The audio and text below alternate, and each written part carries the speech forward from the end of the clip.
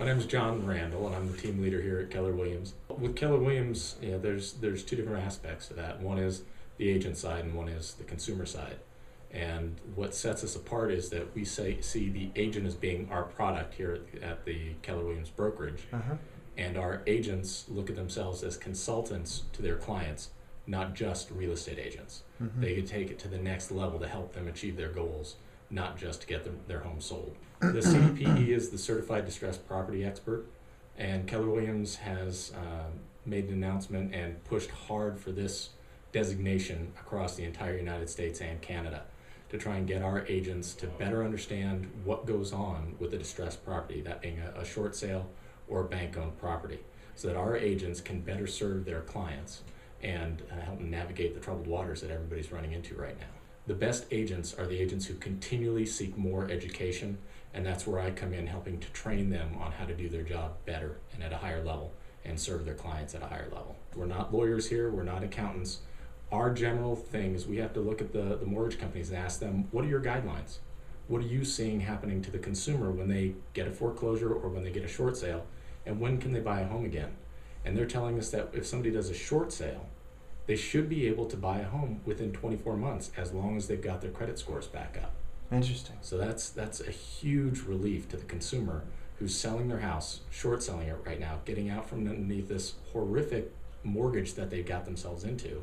And now they're going to be able to see a light at the end of the tunnel. 24 months from now, they can re-engage in the American dream of owning a home. We've got over 700 market centers across the United States. So not every city has one of us, but every major city does. The HAFA program is a streamlining, is the way I like to think of it. The banks have realized that they're going to recapture more money doing a short sale than they will doing a foreclosure, and they want to get their money faster. And the federal government is looking at us taxpayers as citizens and knowing that so many of us are in a hard spot right now, and they want to take the pressure off of us and help it move smoother.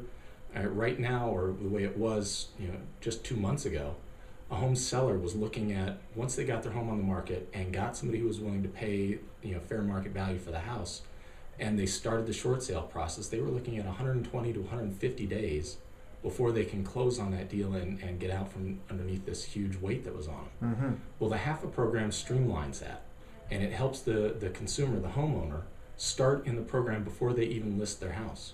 So that 120, 150 days that it might take can start before you even put your home on the market. It can start when you start doing your, trying to see if a home modification or a loan modification is right for you.